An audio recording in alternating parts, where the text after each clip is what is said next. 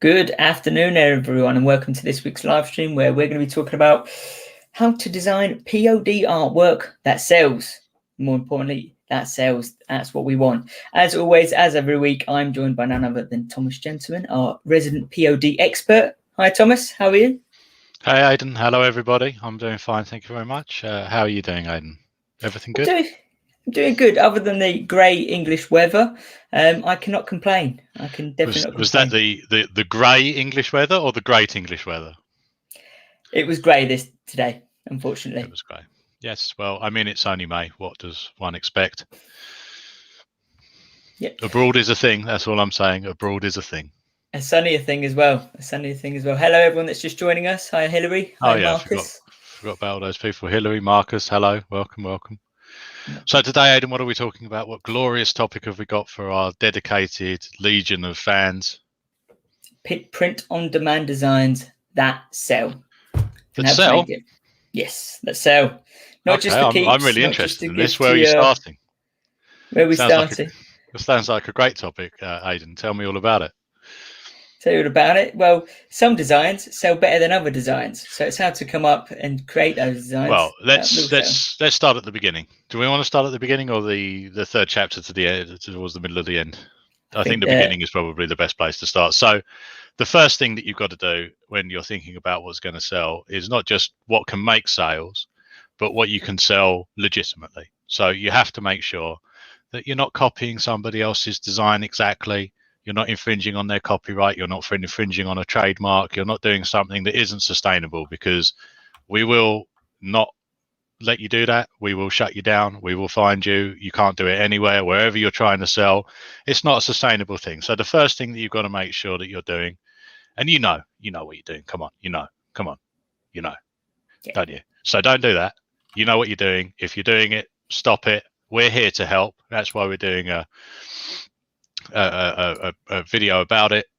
Don't infringe. Don't directly copy. Don't just cut and paste somebody else's stuff straight in. Come up with something yourself. Add some value to a concept, and be mindful of the fact that you can't get away with that stuff. And even if you can get away with it somewhere, wherever you might, in the end, you won't. And in the end, it will come back to hurt you. Plus, all of that time that you've wasted, you won't have learned how to do it properly, so you won't have anything. Yeah. So the first thing is, it's got to be something that you can sell. The next thing is, what product are you putting it on? So if you're putting, let's start with, a lot of people start with t-shirts. Now, is it going to be a dark t-shirt or a light t-shirt? If it's going to be a dark t-shirt, then you want a contrast of color. So contrast is important to make the design stand out, pop. Light, if you've got a white cushion or a light gray cushion, you want to go dark. You want to have a high contrast. If you've got a dark product, then you want bright colors. White on black, the highest contrast that you can have. Vibrant colors stand out more. So just think about how you're going to catch people's eye when you're trying to sell a product. Next thing, very simple. If you've got text on your product, then you want to make the text big so that it fills the majority of the product. You want big, bold words. If I had some little thing here, it might be the coolest little phrase in the world, but you're not going to be able to read it. So you really want to fill that middle part of the product. You want your text big, keep it readable, big words, easy to read font. You don't want to have these fonts that are all wispy and like somebody's written it with a quill. You want, your bold, Arial, whatever font is fine. That's where you want to start. Everything else comes second. So if you've got a readable, big print, high contrast, keep it readable, everything else follows on from that. So yes, of course, you can do little hearts if it's a cushion for Mother's Day, or a family, or a marriage, or a whatever engagement product, or something like that, something that's got a love message. Yeah, you can put some hearts in, and you can have a little bit of text that isn't as strong as a little softer text, but you still got to have those basics. But they're definitely the basics. No, it's good tips there. And I think also just going when you were mentioning that about having big typeface, I suppose as well, when you have that big and clear, when people are scrolling through your ad, it's the first thing that pops out and grabs them, right? So it's also yes, that's it. So they want to be able to read precise. the message.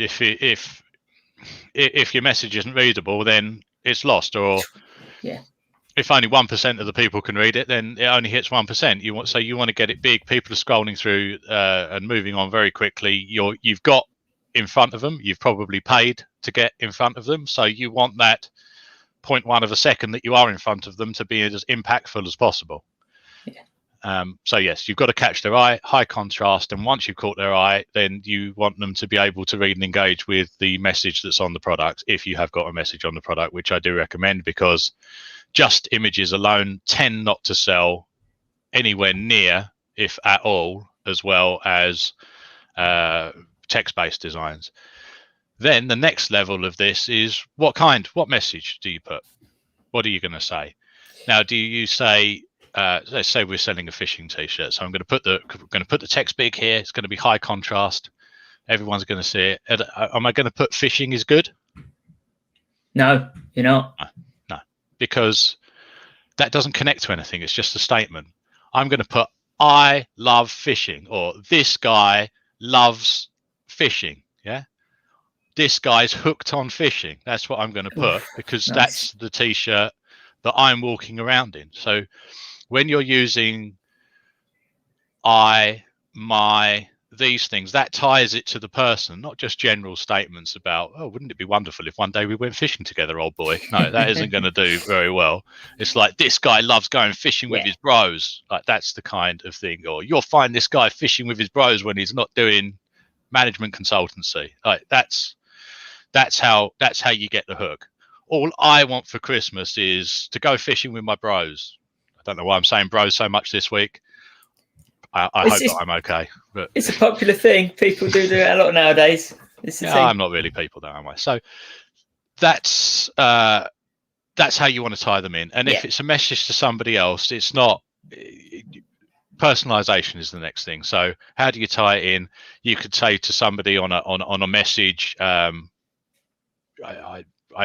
whatever. I'm not good with this kind of stuff, but I appreciate you, my whatever dearest. And at the end, it's from your eternal love. You can put from Bob, because you can have that personalization. So you've got, if you customize products to add custom, so that a buyer can add their names to that product, that gives an extra level of connection to that product. It makes it a one-off. So very simply, use language like me, my, I, that kind of thing. Or if it's a gift for somebody else, you, your, you are mine, that kind of thing, rather than general statements like, isn't fishing good? Or I quite like cupcakes, isn't as good as, this guy loves cupcakes. And then if you can add in that extra level of personalization. So if I had 3 children, which I do not, well, who knows? But if I had 3 children and for Father's Day, I got a fishing t-shirt, say, this cool dad loves fishing, and this dad is owned by, and then the 3 names, then you've got everything that you can want, because they've given it to you. You're walking around with your children's names. Some people appreciate that kind of thing. Please, if I do have any children out there, don't send me something like that, because I don't fish. So at least get my niche right. Yeah. What would your niche be? Live streams with Aidan. Of course. Right. Here's the next question on this one, though. Do you learn to design yourself or get a designer, or both? Well, it's always good if you know the basics of how to use design software, so that you can make little adjustments to the designs. And yes, if you are just using fairly simple text-based designs, you should be able to learn to use a program like Photoshop and Illustrator within 10 or 20 hours of messing around with it, to the level of, getting some text onto a t-shirt. However, really, if you want to do this long term and you want to test a lot of designs and really scale up your business, and also free yourself up to do other things, like live streams with Aidan, then you want to get and find a designer to do all of this stuff for you, in fact. Now, that doesn't mean that you can just expect them to deliver all of these things without telling them what you want. You're still going to have to brief them. You're going to have to work with them. You're going to have to say, hey, Mr. Designer, this design that you gave me, it didn't sell, but this design, which was very similar, very similar messaging, but different colors, different layout, different font maybe. This is what's working in this niche. Can we have more like this, less like that? So there is a period of working together to find a style that resonates with your niche, and it will be different. So fishermen are going to want to have different things, different design styles, different designs, different fonts, different messages are going to work in the fishing niche versus the Mother's Day niche or the Father's Day niche. So it's not like there's just one thing like, oh, you must use this font and you must use these colors, because every single niche is going to be different.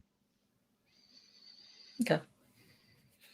With Hillary in the chat has said, live streams with Aidan. She said, a solid niche indeed. Thank you, Hillary. It is a little niche, but a beautiful one. But don't copy this niche. Go find your own niches out there. We also had a comment saying Thomas Fisherman. I don't know who that person's referring to. But any questions on POD designs, guys, feel free to comment. And a quick self-plug here, right? So if you guys are watching over on YouTube, you'll find in the description below a link to our Motif Global Facebook group, where you can find me, you can find Flor, you can find Anna, basically, and we help all the sellers find success. Be it from translations if they want to scale into other countries, tips and tricks on Facebook, how to upload a design, start to finish, we help with that. With some designs that are showing an initial success, we can even help you get them redesigned in other languages to really scale and take over the world. So definitely join the group. If you're new to all of this, we have a free Motif ads course. But it doesn't just go through ads, it goes through anything and everything. How to get started from step 1 to step 29. So definitely check that. Who knows? There's many steps. The 29 steps. 29 steps, yep. Go and count them, and in the comments, prove me wrong. There was a film, wasn't it? Right? Not the 29 steps. It was a different number of steps. Thanks.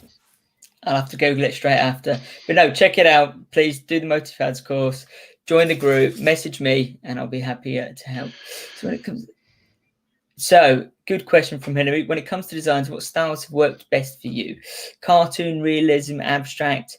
To be honest, simple is good. Personally. Simple is good. Yes. If you're selling to fairly serious fishing types, farmers, that kind of men, really, adult men, then cartoon styles are probably ones to stay away from. If you are going to put an illustration of a fish on there, something, if you think sort of 19th century gentleman amateur style illustrations of the beasts, rather than anime style illustrations, or sort of I don't want to say the word because we'll get a strike, but the theme park in Florida style, cute ones, big eyes, that kind of thing. You want to stay away from that unless you're targeting to people that maybe appreciate that. So maybe on that kind of an illustration, obviously always be original, don't just copy, but that kind of an illustrative style, if a father was buying something for a daughter, might be appropriate for that kind of thing, but not maybe for a grandfather biker that wouldn't really want sort of a pony on a bike or a unicorn on a bike. I mean, maybe they would. There's always someone out there, but in general, I would go for a little grittier 1950s, 1960s tattoo style of illustrative work for bikers in general, notwithstanding their age or gender. Whereas,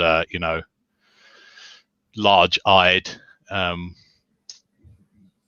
illustrations anime of cats. You said I know you're into that, Aidan. So everyone needs a vice. That might be mine. No, good stuff. So I think we're looking good. There's no more questions in the chat as of yet, Thomas. They're all just smashing their keyboard. And on that, you should also smash the like and subscribe button if you are on YouTube. Can't forget those. So yeah, make sure also that your designs can be printed well. So don't use glitter effects. Don't have sort of light shining out of them. When somebody views something on a screen, the screen's backlit. It's projecting light out. When they print it flat on a t-shirt, you don't want to disappoint your buyers because they think it's going to have a neon glow or anything like that. So don't use any transparencies. If you want a glowing effect or like text that's got sort of a glow around it, then you want to do that in a different way. Don't use a transparency layer at all with anything. You want everything 100% on or off so that it will print well. Don't make a glitter effect. Don't make any kind of lighting based effect on anything that you sell, because in the end, it might look good on screen, but when it prints, everyone's going to be disappointed. So stay completely away from anything like that. Glasses are always not these type, the ones you drink from. Drinking glasses with light shining through them. Don't do it. You don't need to do that. Know your audience. Keep everything sustainable in terms of artwork, legitimate artwork that you're allowed to sell. High contrast, always high contrast, vibrant colors, and big readable words when you put them on there. Yes, in some niches you can put a lot of words out there but still keep it readable. There's no point in having A's that look like O's or whatever in like some of these weird fonts that nobody can read easily. Readability is the number one thing across everything, and that's it. You just keep on testing, work with a designer, as Aidan quite correctly said, work with a designer and work with that designer as well.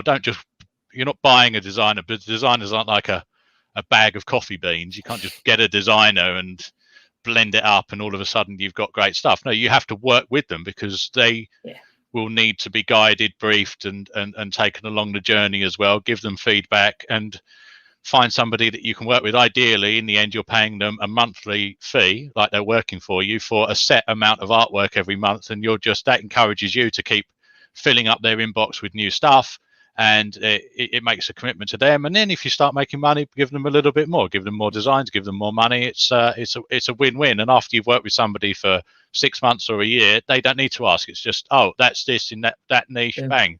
You've got something that you know that's going to be selling very well from the beginning. So there we are. Aidan, why don't you wrap it up?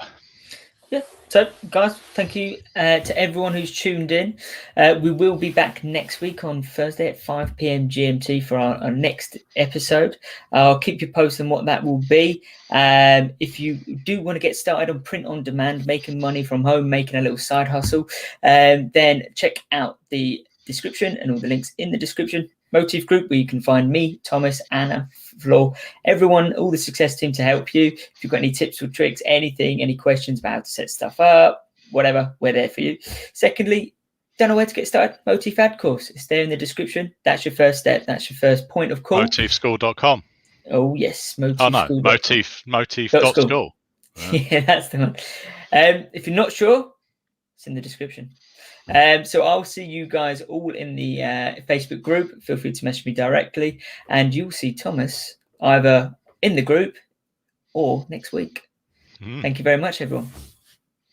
Thank you. Bye-bye.